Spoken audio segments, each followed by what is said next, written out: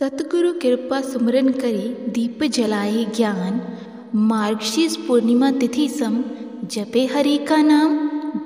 अर्थात सच्चे गुरु की कृपा से अपने मन में सुमरन यानी ध्यान करते हुए ज्ञान का दीपक जलाओ। मार्गशीर्ष पूर्णिमा के समान शुभ दिन पर भगवान का नाम जपने से अज्ञानता का अंधकार दूर हो जाता है और जीवन प्रकाशमय हो उठता है। जय श्री राधे कृष्ण। आप सभी को मार्गशीर्ष पूर्णिमा की हार्दिक शुभकामनाएं। मार्गशीर्ष इस पूर्णिमा का दिन विशेष है जब ज्ञान, तप और वैराग्य के प्रतीक भगवान दत्तात्रेय ने इस धरती पर अवतार लिया। उनकी लीला और उपदेश जीवन को सत्य, प्रेम और करुणा का मार्ग पर ले जाते हैं। आज इस कथा में हम उनकी महिमा का वर्णन करेंगे और समझेंगे कि कैसे उनके आशीर्वाद से जीवन में संतुलन और शांति आती है। साथ ही मार्गशीर्ष पूर्णिमा के दिन भगवान श्री विष्णु और माँ लक्ष्मी जी की कथा का श्रवण भी किया जाता है और इसी दिन माँ अन्नपूर्णा जयंती भी मनाई जाती है। वैसे तो अन्न की देवी माँ अन्नपूर्णा का पूजन हर दिन किया जाना चाहिए, लेकिन माँ अन्नपूर्णा का पूजन करने के लिए या धन्यवाद करने के लिए मार्गशीर्ष का मास सबसे उत्तम माना जाता है। और मार्गशीर्ष मास में भी मार्गशीर्ष पूर्णिमा को सबसे विशेष इसलिए माना जाता है क्योंकि इसी दिन माता पार्वती ने माँ अन्नपूर्णा का रूप धारण करके जगत के प्राणियों की भूख प्यास से अकाल में रक्षा की थी। तो आइए आज इस वीडियो में इन सभी कथाओं का एक साथ रसपान करते हैं। भगवान दत्तात्रेय ब्रह्मा, विष्णु और महेश के संयुक्त अंश से मिलकर उत्पन्न हुए थे। उनके 3 सिर और 6 हाथ हैं और इनमें ब्रह्मा, विष्णु और महेश की ही सारी शक्तियाँ और गुण समाहित हैं। सतयुग की ही बात है। एक बार देवर्षि नारद जी पृथ्वी पर भ्रमण करके भगवान शंकर, विष्णु जी और ब्रह्मा जी से मिलने स्वर्गलोक गए, किंतु उनकी भेंट वहाँ पर त्रिदेवों में से किसी से भी नहीं हुई और महर्षि देवर्षि की भेंट त्रिदेवियों अर्थात त्रिदेवों की पत्नियां देवी लक्ष्मी, पार्वती जी और सरस्वती जी से हो गई।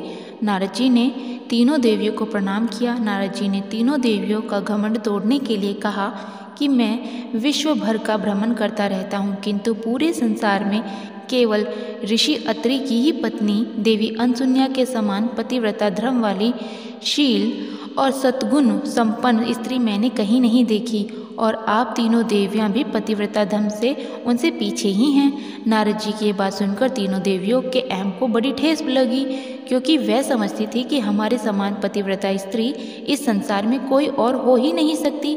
तब नारद जी तो वहाँ से चले गए, जिसके बाद त्रिदेव वहाँ पर आए और उनको सती अनसुया का पतिव्रत धर्म नष्ट करने के लिए कहा। तब विवश होकर तीनों देव देवी अनसुया का पतिव्रत धर्म को भंग करने के लिए पृथ्वीलोक पर आ गए, परंतु संयोगवश त्रिदेव एक ही समय पर ऋषि अत्रि के आश्रम में जा पहुँचे। तीनों देवताओं का एक ही उद्देश्य था, केवल अनसुया के पतिव्रत धर्म को नष्ट करना। तीनों ने मिलकर एक उपाय सोचा कि हम ऋषियों के वेश में माता अनसुया से भिक्षा मांगेंगे और तीनों ने मुनियों का वेश धारण करके आश्रम में प्रवेश द्वार पर भिक्षा के लिए आवाज़ लगाई। आवाज़ सुनकर माता अनसुया बाहर आईं और तीनों ऋषियों को प्रणाम किया। जब देवी भिक्षा देने लगी तो तीनों ने भिक्षा लेने से इनकार कर दिया और कहा कि पहले आप हमें भोजन कराएंगे तभी हम आपसे भिक्षा लेंगे, नहीं तो नहीं लेंगे। तीनों ऋषियों की बात सुनकर देवी अनसुया कहने लगी कि ठीक है, जैसी आपकी आज्ञा। तब तक आप तीनों स्नान आदि से निर्वृत्त होकर आइए और मैं तब तक भोजन तैयार कर देती हूँ। जिसके बाद तीनों देव स्नान करके आश्रम में वापस आ गए। देवी अनसुया ने कई प्रकार के व्यंजन बनाए और आसन बिछा दिया और कहा कि हे मुनियों, अब कृपा करके आसन ग्रहण कीजिए और भोजन कीजिए। इस पर तीनों देव बोले, हम तभी आसन ग्रहण कर सकते हैं जब तुम प्राकृतिक अवस्था अर्थात बिना वस्त्रों के हमें भोजन कराओगी, नहीं तो हम तुम्हारे द्वार से भूखे ही चले जाएंगे। तीनों ऋषियों की बात सुनकर देवी अनसुया बहुत क्रोधित हो गई, किंतु पतिव्रता धर्म के कारण वे त्रिदेव की चालों को समझ गई। जिसके बाद देवी अनसुया ने अपने पति ऋषि अत्रि के चरणों दक को त्रिदेव के ऊपर छिड़क दिया, जिससे त्रिदेव छोटे छोटे शिष्यों का रूप धारण कर गए। तब जाकर उनकी शर्त के अनुसार देवी अनसुया ने अपने कपड़े उतारकर उन्हें स्तनपान कराया। स्तनपान कराने के बाद तीनों बालकों को अलग अलग पालने में भी सुला दिया और उन्हें सुलाने और झुलाने लगी। बहुत समय बीत जाने पर उधर स्वर्गलोक में जब त्रिदेव नहीं पहुँचे तो त्रिदेवियाँ चिंता करने लगी और त्रिदेव को खोजती हुई माता अनसुया के आश्रम में जा पहुँची। सती अनसुईया से त्रिदेवों के बारे में पूछने लगी, तब उन्होंने बताया कि आप तीनों देवियों के पति इन पालों में विश्राम कर रहे हैं। आप इनमें से अपने पति को पहचान लीजिए और ले जाइए। किंतु तीनों बालकों में मुख एक समान होने के कारण वे उन्हें नहीं पहचान सकी। तब देवी लक्ष्मी जी ने बड़ी चालाकी से अपने पति को उठाया तो वह तो शंकर जी निकले, जिस पर उनका बहुत उपहास उड़ाया गया। ये देखकर तीनों देवियों का घमंड चूर चूर हो गया और वे अब माता अनसुईया के पैरों में पड़कर माफ़ी मांगने लगी और अपने पति को वापस लौटाने की प्रार्थना करने लगी। तब माता ने कहा कि इन तीनों ने मेरा स्तनपान किया है, इसलिए इन्हें किसी न किसी रूप में तो मेरे पास रहना ही होगा। जिसके बाद तीनों देवों के अंश में से एक विशिष्ट बालक का जन्म हुआ। उस बालक के 3 सिर और 6 भुजाएं थीं, जिनका नाम दत्तात्रेय रखा गया, जो आगे चलकर बहुत बड़े ऋषि बने। माता अनसुईया ने अपने पति के चरणोदक से फिर से त्रिदेव को उन्हीं के रूप में वापस कर दिया। तब त्रिदेव ने उन्हें प्रणाम किया और देवी अनसुईया से कहा कि आज से आप ही हमारी माता के रूप में जानी जाएंगी। ऐसा कहकर त्रिदेव अपनी पत्नियों से स्वर्गलोक को वापस चले गए।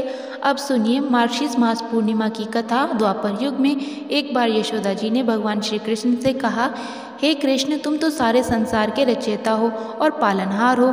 आज कोई ऐसा उपाय मुझसे कहो जिसे करने से स्त्रियों का सुख और सौभाग्य की प्राप्ति हो और उनकी सभी मनोकामनाएं भी पूर्ण हो जाएं।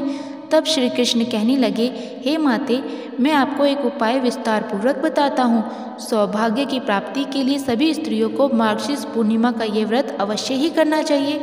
श्री कृष्ण ने कहा कि इस धरती पर एक राजा चंद्रहास की अनेक प्रकार के रत्नों से परिपूर्ण कार्तिका नाम की नगरी थी। वहाँ पर धनेश्वर नाम का एक ब्राह्मण था। उसकी पत्नी अति सुशील और रूपवती थी। दोनों ही इस नगरी में बड़े प्रेम के साथ रहा करते थे। घर में धन धान्य की कोई कमी नहीं थी। उन्हें केवल एक ही दुख था कि उनके कोई संतान नहीं थी। इस कारण वे दोनों पति पत्नी हमेशा दुखी रहा करते थे। एक समय एक तपस्वी उस नगरी में आया। वह तपस्वी उस ब्राह्मण के घर को छोड़कर अन्य घरों से भिक्षा लेकर भोजन किया करता था। एक दिन हमेशा की तरह वह तपस्वी भिक्षा में मिले हुए अन्न को प्रेम पूर्वक खा रहा था कि धनेश्वर ने योगी का ये सब काम देख लिया। धनेश्वर योगी के पास आया और हाथ जोड़कर कहने लगा, महात्मा, आप सभी के घरों से भिक्षा लेते हैं, परंतु मेरे घर की भिक्षा आप कभी नहीं लेते, इसका क्या कारण है? तब योगी महाराज ने कहा कि निसंतान के घरों की भीख पतितों के अन्न के समान होती है, और जो पतित के अर्थात पापियों का अन्न खाता है वह खुद भी पापी हो जाता है। क्योंकि तुम निसंतान हो, इसलिए पतित हो जाने के भय से मैं तुम्हारे घर की भिक्षा नहीं लेता हूँ। धनेश्वर ये बात सुनकर अपने मन में बहुत दुखी हुआ। हाथ जोड़कर योगी महाराज के पैरों में गिर पड़ा और कहने लगा, महाराज, अगर ऐसा है तो आप मुझे कोई पुत्र प्राप्ति का कोई उपाय बता दीजिए। आप तो सर्वज्ञ हैं, मुझ पर अवश्य ही कृपा कीजिए। मैं संतान न होने के कारण अत्यंत दुखी हूँ। कृपया करके आप मेरे दुख को दूर कीजिए। तब योगी महाराज कहने लगे, हे ब्राह्मण, तुम देवी चंडी की आराधना करो। तब घर आकर उसने अपनी पत्नी को सारा वृतांत कहा और तपस्या करने के लिए खुद वन में चला गया।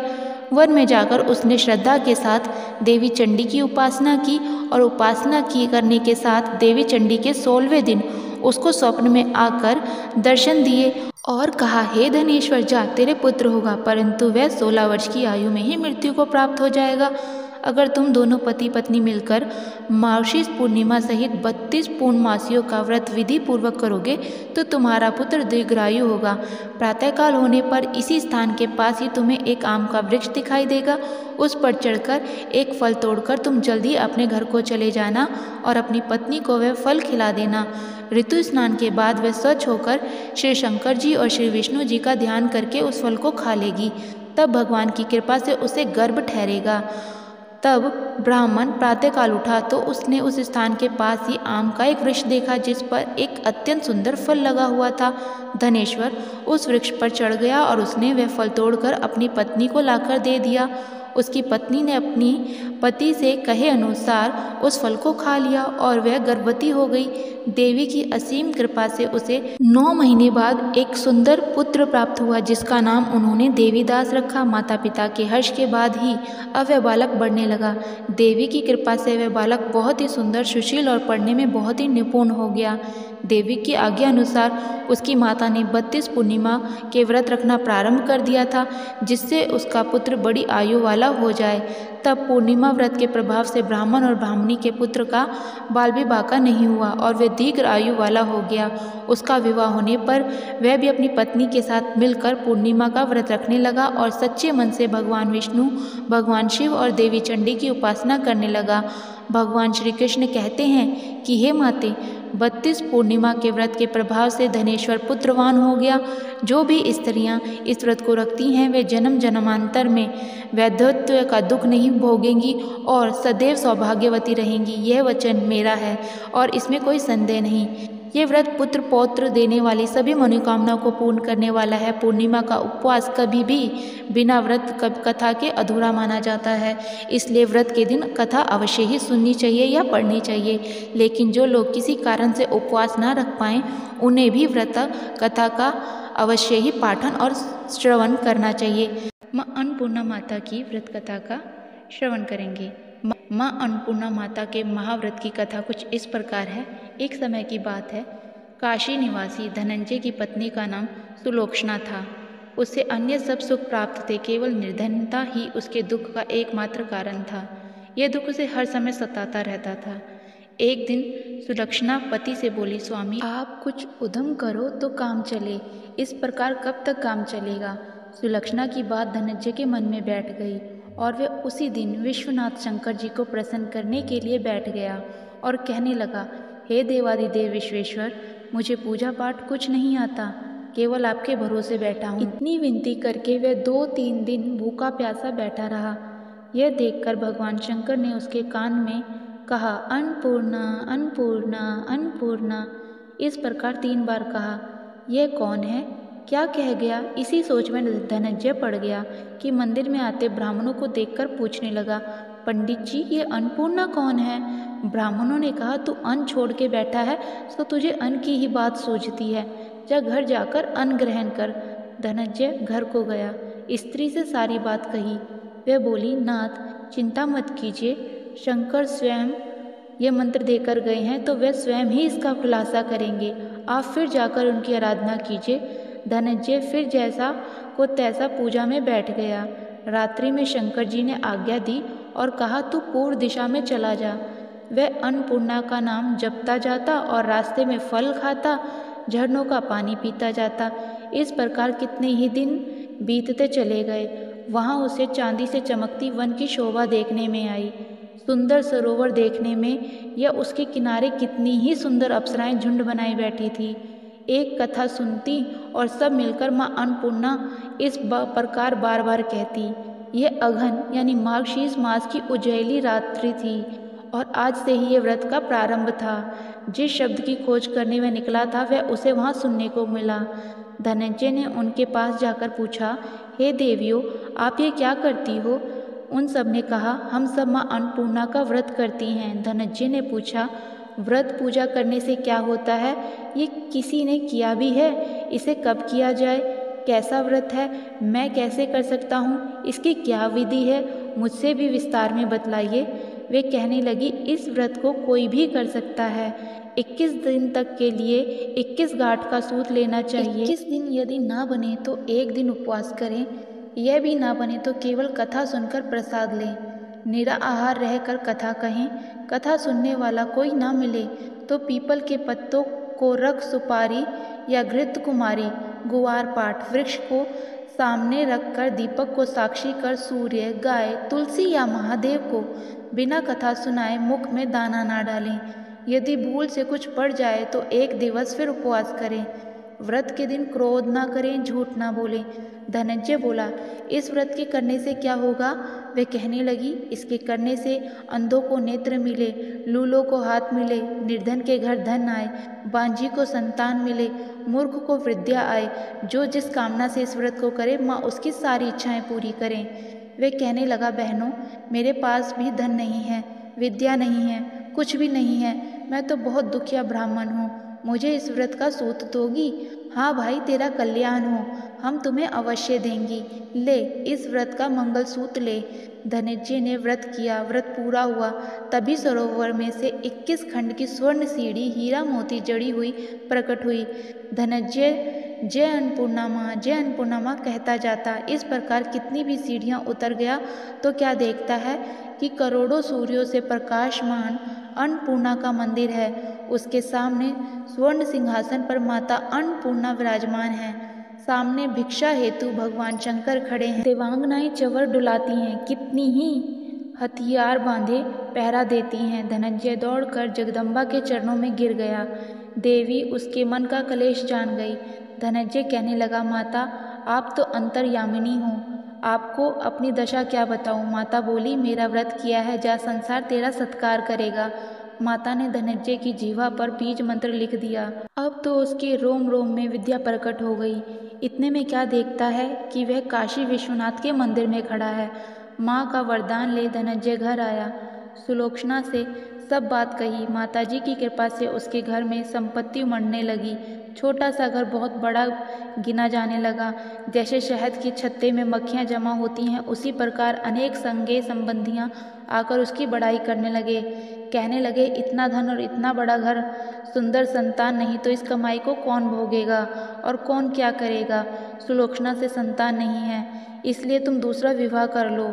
अनिच्छा होते हुए भी धनंजय को दूसरा विवाह करना पड़ा और सती सुलोचना को सौत का दुख उठाना पड़ा। इस प्रकार दिन बीतते गए। फिर अगहन का मास आया। नए बंधन से बंधे पति से सुलोचना ने कहलाया कि हम व्रत के प्रभाव से सुखी हुए हैं, इस कारण यह व्रत छोड़ना नहीं चाहिए। ये माता जी का प्रताप है जो हम इतने संपन्न और सुखी हैं। सुलोचना की बात सुन धनंजय उसके यहाँ आया और व्रत में बैठ गया। नई बहू को इस व्रत की खबर नहीं थी। वह धनंजय के आने की राह देख रही थी। दिन बीतते गए और व्रत पूर्ण होने में 3 दिवस ही बाकी थे कि नई बहू को खबर पड़ी। उसके मन में ईर्ष्या की ज्वाला दहकने लगी। सुलोचना के घर आ पहुंची और उसने वहां आकर भगदड़ मचा दी। वह धनंजय को अपने साथ ले गई। नए घर में धनंजय को थोड़ी देर के लिए निद्रा ने दबा लिया। इसी समय नई बहू ने उसका व्रत का सूत तोड़कर आग में फेंक दिया। अब तो माता जी का कोप जाग गया। घर में अचानक आग लग गई। सब कुछ जलकर खाक हो गया। सुलोचना जान गई और पति को फिर अपने घर ले आई। नई बहू रूठकर पिता के यहाँ चली गई। पति को परमेश्वर मानने वाली सुलोचना बोली, नाथ घबराना नहीं, माता जी की कृपा अलौकिक है। पुत्र कुपुत्र हो जाता है पर माता को माता नहीं होती। अब आप श्रद्धा और भक्ति से आराधना शुरू करो, वे जरूर हमारा कल्याण करेंगी। धनंजय फिर माता के पीछे पड़ गया। फिर वही सरोवर सीढ़ी प्रकट हुई, उसमें माँ अन्नपूर्णा कहकर वह उतर गया। वहाँ जा माता जी के चरणों में रुदन करने लगा। माता प्रसन्न हो बोली, ये मेरी स्वर्ण की मूर्ति ले, उसकी पूजा करना, तू फिर सुखी हो जाएगा। जा, तुझे मेरा आशीर्वाद है। तेरी स्त्री सुलोचना ने श्रद्धा से मेरा व्रत किया है, उसे मैंने पुत्र दिया है। धनंजय ने आंखें खोली तो खुद को काशी विश्वनाथ के मंदिर में खड़ा पाया। वहाँ से वे फिर वापस घर को आया। इधर सुलोचना के दिन चढ़े और महीने पूरे होते ही पुत्र का जन्म हो गया। गांव में आश्चर्य की लहर दौड़ गई। इस प्रकार उसी गांव के निसंतान सेठ के पुत्र होने पर उसने माता अन्नपूर्णा का मंदिर बनवा दिया। उसमें माताजी धूमधाम से पधारी, यज्ञ किया और धनंजय को मंदिर के आचार्य का पद दे दिया। जीविका के लिए मंदिर की दक्षिणा और रहने के लिए बड़ा सुंदर सा भवन दिया। धनंजय स्त्री पुत्र सहित वहां रहने लगा। माताजी के चढ़ावे में भरपूर आमदनी होने लगी। उधर नई बहू के पिता के घर डाका पड़ा, सब लूट गया। वे भीख मांगकर पेट भरने लगे। सुलोचना ने यह सुना तो उसे बहुत बुरा लगा और उन्हें बुलावा भेजा, अलग घर में रख लिया और उनके अन्न वस्त्र का प्रबंध किया। धनंजय, सुलोचना और उसका पुत्र माताजी की कृपा से आनंद से रहने लगे। माताजी ने जैसे इनके भंडार भरे वैसे सबके भरे। बोलो जय माँ अन्नपूर्णा मैया की। कहानी कहने वाले, सुनने वाले तथा हुंकारा भरने वाले सभी पर अपनी कृपा बनाना, सबके घर में सुख समृद्धि देना। बोलो जय माँ अन्नपूर्णा की।